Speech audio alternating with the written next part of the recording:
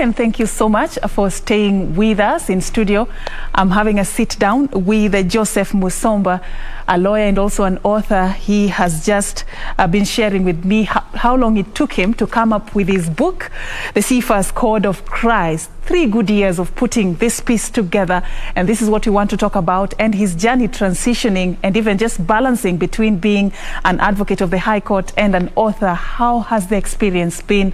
What is the book about? What can we learn from him? Thank you so much for creating time for us tonight. Thank you so much. Thank you so much for having me, Safin. All right, so let's begin by, I don't know whether to start from this book, or let me begin by what really inspired you. So for 20 years, you were along the corridors of justice, and something happens, and today you're here, sitting here, wearing the title of an author of Christian literature. Tell us a little bit about what really happened. Yes, thank you once again. The journey to this book has not been designed from the very beginning. It was actually accidental, if I may say so.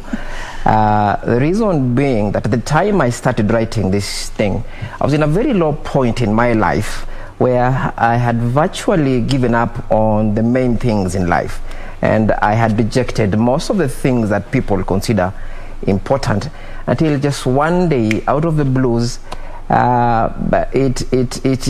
it occurred to me that perhaps there's more to life than the routine things we do, than waking up. And of course, growing up as a child, I'd always had belief in Christianity, because I come from a Christian background, but I had, like everybody else, been having flimsy knowledge of the Bible. I'd never really bothered to go deep into the Bible. The most we get is maybe what we hear on TV on Sundays, or read in the newspapers, or priests go through in church.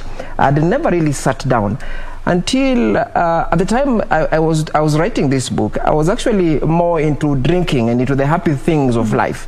And somehow one day I was told, or I saw I was working on some project somewhere in Makueni, and in the matatu I was traveling in, there was this poster that was a quote from the 2 Corinthians 3:16, which says that, "Don't you know that your body is a spirit of God?"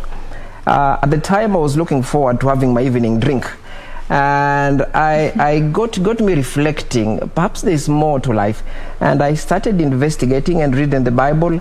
And suddenly it dawned on me that perhaps there's more to life than just living a happy life.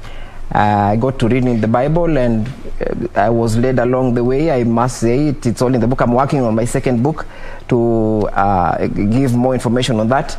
And 3 years later, from 96 to 2019, my book is now out. The book was out. Yes. All right. So this was not planned. You were not initially, as a young man, thinking that one day I will become an author and, write Christian literature for that matter. So it came to you by accident. Absolutely not planned. I with the benefit of hindsight, I can say it was not planned. In fact, sometimes I read the things that I've written in my book, and I really wonder if it is me who was writing these things, because you will realize, if you see this book, obviously, that what it contains is by far the greatest information since the resurrection. To the Christian faith, it is by far the greatest information since the resurrection of Jesus. So you can imagine something of that magnitude is something I would not have imagined in my wildest imagination. That you can never do. Absolutely. All right, so you say you settled for this interesting title, The Seafarer's Code of Christ. I want you to decode this for us. Many would find it a bit heavy. Talk to us about what is the message you're trying to address in this book, and who is your target for this particular content? The Seafarer's Code of Christ itself is a clinical or a scientific. The book itself it may sound highly religious. It is extremely scientific, but do not let the title mislead you. Seafarer's Code of Christ is another name for the sign of Jonah. Now, the sign of Jonah is a phrase that was created by Jesus Christ himself, that is found in the Bible. It is found in the book of Matthew 12, verses 39 to 40. Now, the definition for the sign of Jonah itself is given by Jesus in Matthew 12:40. And in that definition, Jesus says, he compares himself to Jonah, who is an Old Testament prophet, and says, just like Jonah was in the belly of the fish, so shall he, that is Jesus, be in the heart of the earth.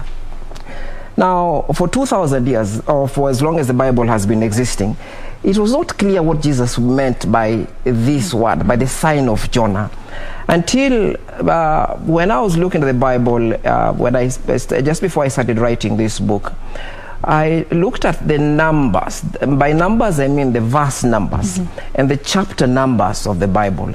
And suddenly, as clear as daylight, you see the sign of Jonah displayed in the Bible. And one of the reasons Jesus gave the sign of Jonah was because the Pharisees and the scribes kept pestering him for a sign. They were telling him, you claim to be the Son of God. Show us a sign that you are the Son of God. And Jesus casually told them, dismissed them, and told them, no sign shall be shown to you except the sign of Jonah. And then, of course, he goes ahead to define the sign of Jonah.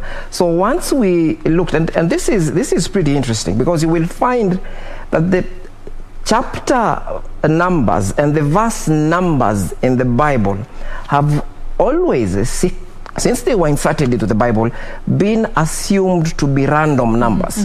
And everybody, I don't think there's any serious Bible scholar who will assign any divinity to these numbers.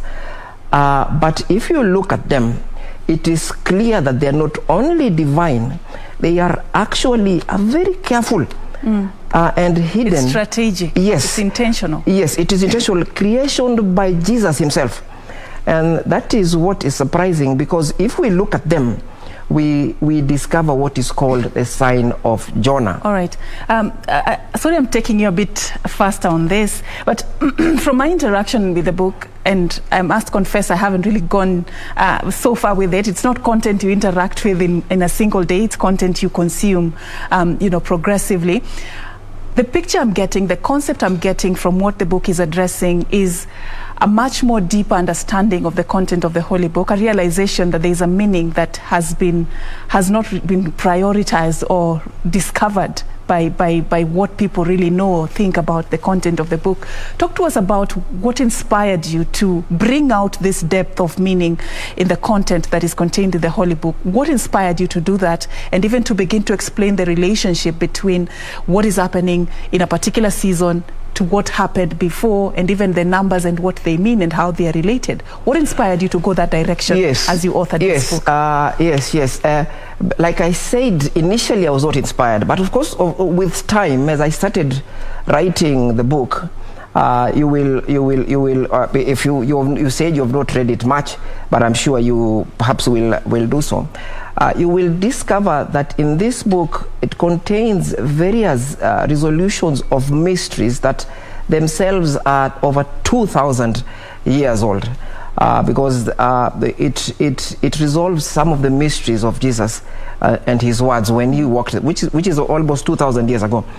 What inspired me, if I can say, is you will find that people are randomly editing the Bible. People are making insertions into the Bible and claiming revisions that are not consistent with the Word of God. Now, with the benefit of hindsight, there is one verse in the Bible which this book revolves around that verse, and that verse is Revelation 5:1. If you look at the Revelation 5:1, it talks about a book of God that was the book of Revelation in the first place is written by John. John was one of the apostles of Jesus, and in Revelation 5:1, he was shown a book of God that was sealed with 7 seals. Now, ever since this book of Revelation was written, that particular verse and that particular book, or even those particular seals, have remained a mystery.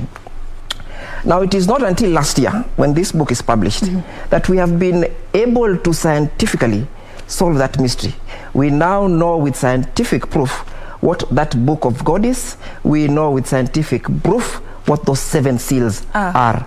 So you can see obviously the importance of this book. All right. So that means that in effect means that we can now compare I would say the spurious translations of the Bible with the book of God, and we can tell this Bible is inspired and this Bible is not inspired. And because right now we know the book of God, we can identify it, we know who wrote it, and we can even identify each of those 7 seals. All right. That is the importance of the book. Joseph, so what does it take to put this together? And you've just told us that your background majorly is in law. Did you go to a theology class? You know, just putting all this together, the letters, the words, the chapters, the pages, 250 pages of such content. How much work does it go into doing this? It took me 3 years, 3 years of writing this book. But obviously, you will see that the content we cover the entire Bible from the book of Moses, from the book of, Genesis, which was written by Moses, to the last book of Revelation. That is a total of 66 books.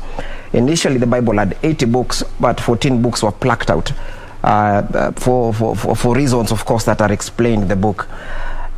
One of the reasons that how I managed to come up with a book. No background of theology in doing all this? You sunk deep and actually managed to do this together. Yes, and I must say that the reasons why I have been able to do that is that this book is not based on any theology. This book is scientific. In fact, if I was to put it, it is more legal. It is like a legal submission from heaven, because that exactly is what it is, for the simple reason that most of the things that we have for the last 2,000 years that we've been told that, for example, let me give you by way of example.